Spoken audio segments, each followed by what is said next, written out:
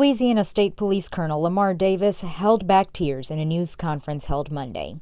It was for additional information on how Master Trooper Adam Gobert's death went unnoticed for nearly 15 hours. This event has been one of the toughest events that I've ever had to work in my entire career. Losing a co-worker and a friend like Adam puts a hole in your heart. And there's nothing out there that can ever replace that. The head of state police said their investigation so far reveals that surveillance video picked up Master Trooper Gobert backing into a location on Dutton Road around 12:30 a.m. on Saturday, October the 9th. Colonel Davis said they believe Gobert was finishing a crash report and made his final entry into the LSP database at 2:21 a.m. It is not uncommon for our troopers to complete their paperwork after working a crash in that manner. At 2:30 a.m., Mir was picked up on cameras entering the Dutton Road location with his headlights off. That's where we believe that he ambushed Master Trooper Gobert while he was seated in his unit. We also believe that Mir came to the Dutton Road location in order to stage for the shooting that he is expecting of committing at a nearby residence in Ascension Parish, where he allegedly shot his cousin, Joseph Scheck-Snyder, 42, and Scheck-Snyder's longtime girlfriend, Pamela Adair, 37 years old. Pamela died at the hospital while Scheck-Snyder remains in critical condition.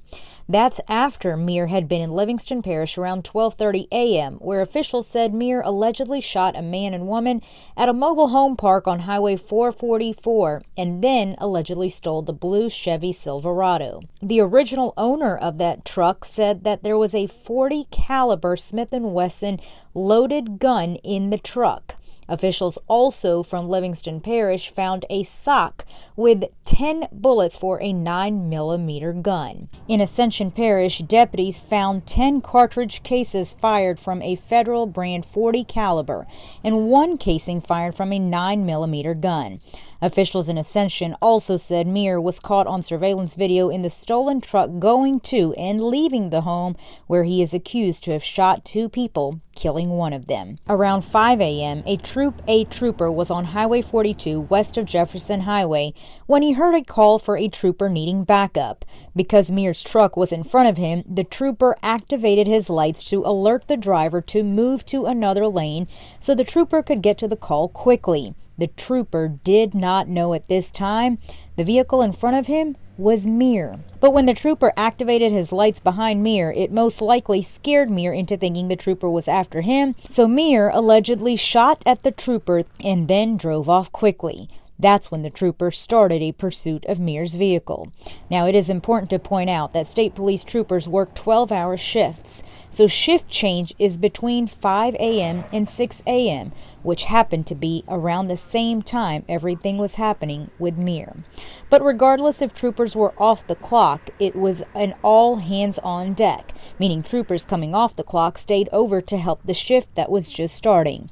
The pursuit ended at a shopping area on Jefferson Highway at Hoosier 2 Road in East Baton Rouge Parish, where Mir allegedly continued shooting at the trooper. Colonel Davis said that trooper returned fire. The trooper was not hit by any of the rounds fired by Mir, but his unit was hit twice, once in the windshield and once in the grill.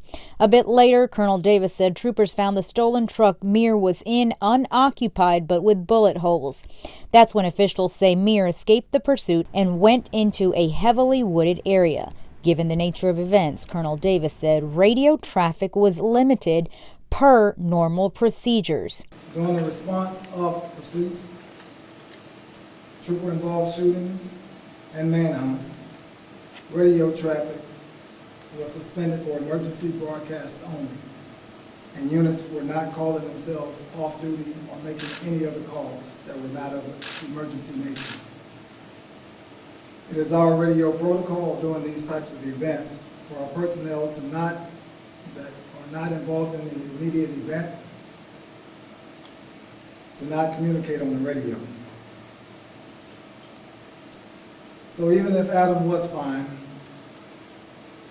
Because of the protocol in place, he would not have communicated on the net unless it would have been of emergency nature.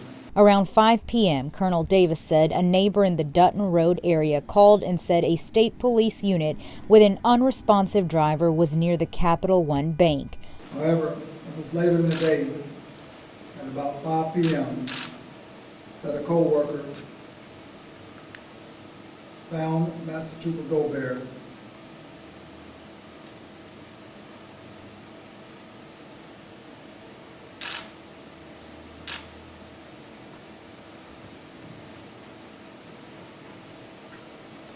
unresponsive in his vehicle. Unfortunately, that's when a co-worker found Master Trooper Gobert dead in his unit, nearly 15 hours after he had died. The time between the murder of Master Trooper Gobert and the time he was found is absolutely unacceptable. And the results of this chaotic situation contributed to just that. However, the safety of our troopers, our officers, and our personnel is paramount.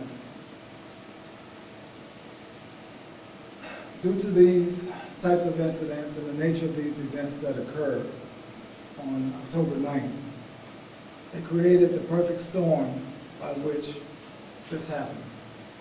Following the shots fired, called the pursuing troopers, the radio traffic was held, which means that only extreme life or death radio traffic is communicated. This allows for the responding units to communicate effectively and efficiently in a safe manner. Due to this, units were not calling themselves off-duty or any other manner. Colonel Davis said troopers do have an end of roll call shift. But again, given the nature of events, that wasn't happening. But it's also why things are changing at the Louisiana State Police. The colonel said system improvements are underway right now with an immediate implementation. That includes expanded GPS coverage, dormant activity alerts, and improved personnel tracking by staff. This has been a very long and hard road. There is no worse feeling than to lose a co-worker, lose a friend, lose anyone. But I can tell you that we're learning from this experience, we're getting better, and we're creating a better system for all of our employees as well as our public.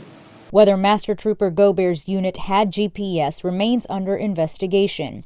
Officials have said Gobert was wearing a vest, but that could not save him. After a manhunt for Mir, he was finally arrested around 10:45 p.m. off of Hooshu 2 Road.